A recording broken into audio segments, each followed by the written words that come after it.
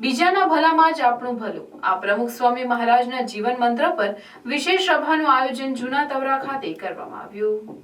સભામાં બીએપીએસ સ્વામિનારાયણ સંસ્થા દ્વારા સમગ્ર વિશ્વમાં થઈ રહેલી સેવા પ્રવૃત્તિઓનું વર્ણન કરવામાં આવ્યું હતું।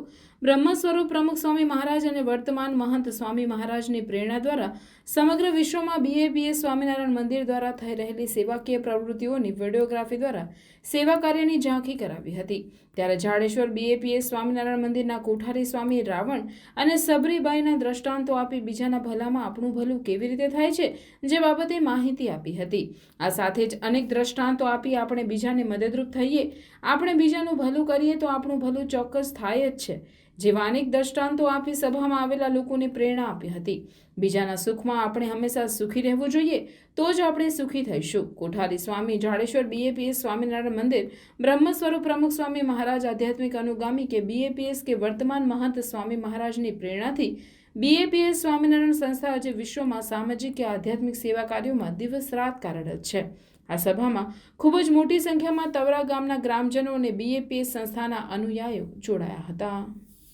ઇન્દ્ર દેવતા, આ બધા દેવતાઓ રાવણના કંટ્રોલમાં રહેતા। સૂર્ય દેવતા, ક્યારેય પણ રાવણના શાસન દરમિયાન સૂર્યએ લંકા ઉપર વધારે ગરમી આપી નથી, કારણ કે રાવણ એટલો બધો ક્રોધિત હતો કે એ આંખો બોળી કરે ને સૂર્યને બાળી નાખે। સૂર્ય આખી દુનિયાને બાળે છે જ નહીં, પણ રાવણ પાસે એનું ચાલે નહીં। આવું રામાયણની અંદર રાવણ માટે લખાયું છે।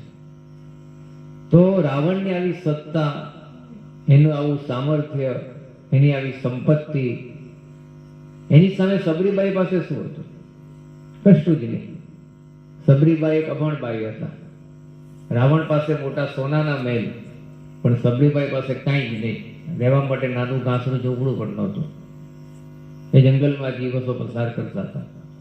રાવણ તો વિદ્વાન હતો, ભણેલો હતો, સબરીબાઈ તો અભણ હતા। તો આમ જોવા જઈએ તો રાવણ અને સબરીબાઈના ક્વોલિફિકેશનમાં આસમાન જમીનનો તફાવત છે। પણ રાવણ કેવળ પોતા માટે જીવ્યો, એને કેવળ પોતાના સુખનો વિચાર રહ્યો, પોતાની સત્તાનો વિચાર રહ્યો, પોતાનો જ સ્વાર્થ કેન્દ્રમાં રહ્યો। તો પરિણામ શું આવ્યું?